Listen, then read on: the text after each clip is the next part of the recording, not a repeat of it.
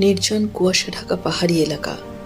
কিছুটা দূরে পাহাড়ি পথ সোজা উপরে উঠে জঙ্গলে মিশে গেছে।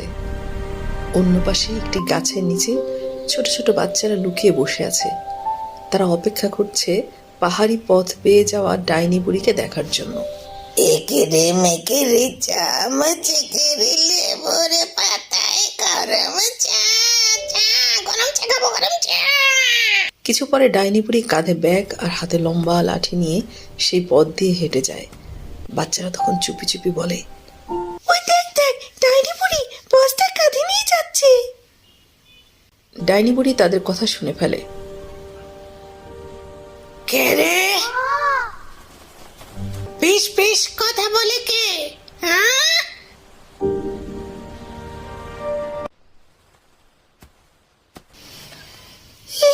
চুপ চুপ, কেউ কথা বলো না।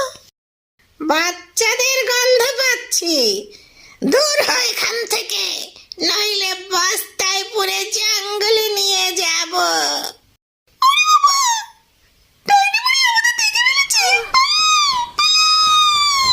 বাচ্চারা পালিয়ে যায়। ডাইনি হি হি করে হেসে ওঠে।